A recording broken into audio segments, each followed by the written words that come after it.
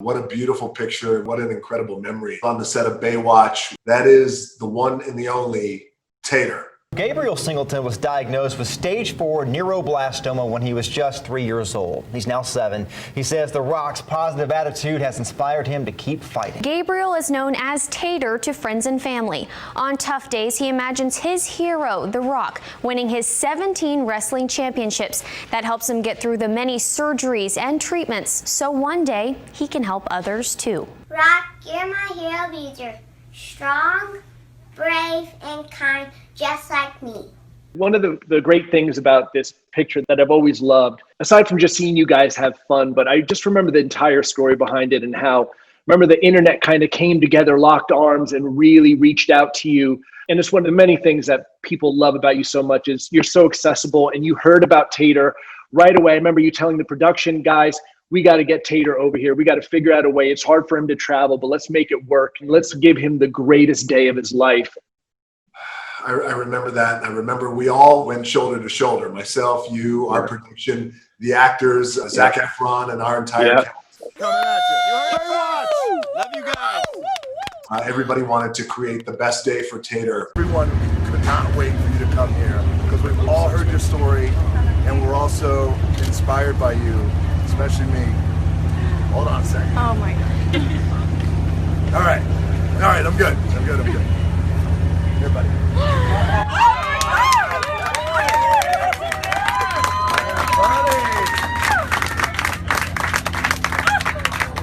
So we want to give you your own Baywatch poster. Congratulations.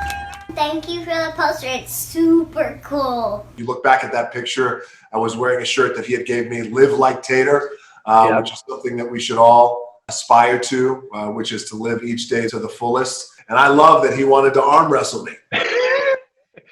He went right at you. I'm sorry, Rock, I almost broke your arm in arm wrestling. He was a kid who had been dealt a tough card, but man, did he light up our entire movie production, and it changed the entire dynamic of the set moving forward. Everyone was just floating, and we were so blessed to have him with us. And he is an angel now who blesses us with, his continuing aura. And we send so much love and support and light and strength and mana to his beautiful family, who we had an opportunity to spend time with. Thank you so much, Hiram. I now pronounce that you two, you are husband and wife. May the Lord walk with you now and forevermore. You may kiss.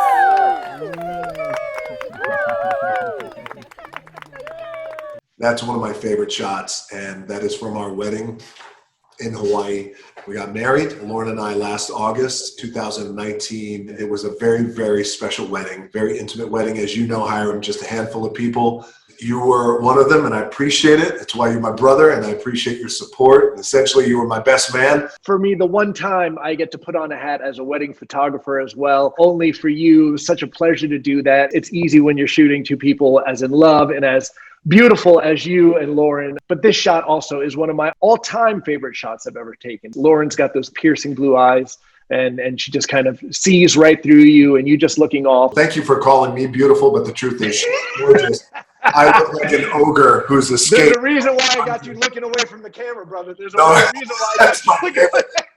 I remember I'm looking at you down the ledge. You're like, no, maybe you should look. No, brother. Maybe you look that way, Lauren. You look...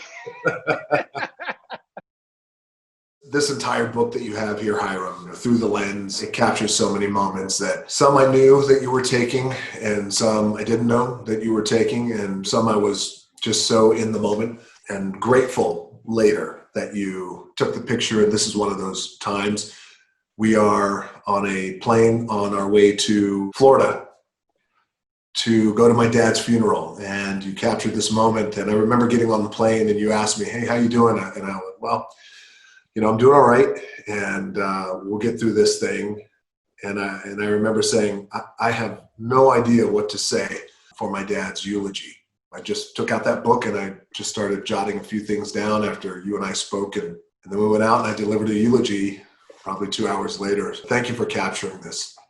Thank you for always allowing me to kind of take these things. I do remember you working away on that book on our way to celebrate your father's life, and I just remember when we got there, I think it helped organize your thoughts as you were writing, but you just spoke so beautifully. As always, it comes from the heart. It's such a touching and well-spoken send-off. This came out of nowhere when it happened. Obviously, we were in the middle of production. So the way you gathered yourself, the way you kind of led the entire thing and just kind of galvanized everyone. And I'm just glad I was able to be there with you through something like this, because you're never ready for something like this. But I think we sent him off very well. I think he'd be proud.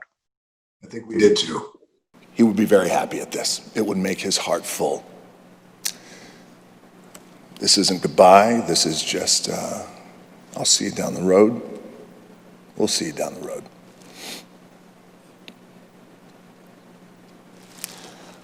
I thank you guys so much for your time and your love. I love you all. I thank you. We love you all, my family. Thank you guys very much. And I'll see you down the road, Soul Man.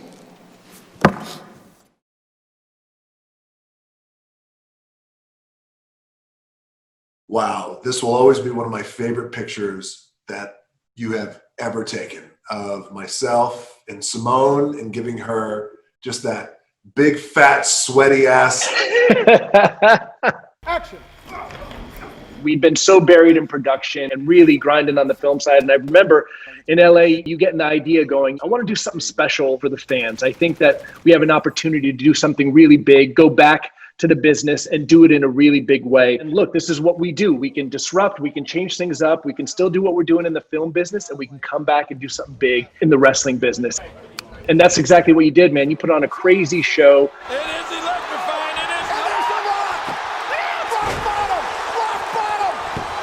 Rock bottom. The Rock has beaten John Cena.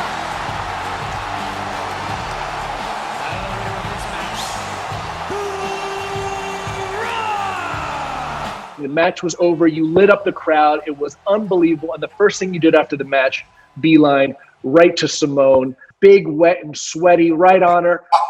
Take that love. So good. The detail of it, you see the beads of sweat rolling down my big, fat, bald head.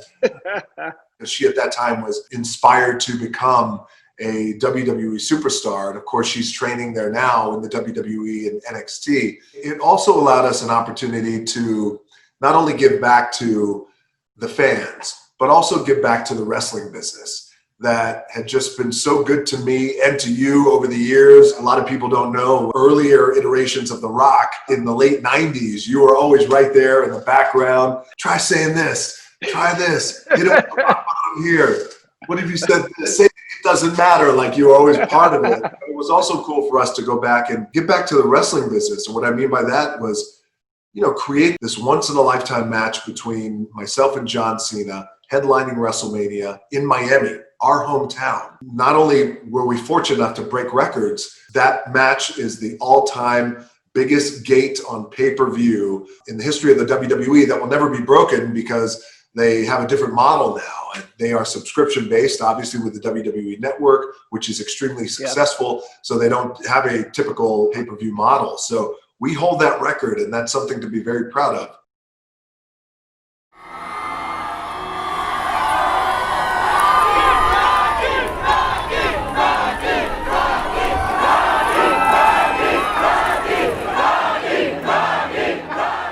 This shot is special for a couple reasons. First off, I just love that you have baby Jazzy with you in the middle of what was going to be such a special moment, but to again have watched your whole career and to come to the moment where we're sitting there in LA and you're getting your star. How special to have watched someone who worked so hard, was climbed and grinded in this business, to bring it all together at that moment, and for little Jazzy to be in your arms right there by your side as you're giving this great speech.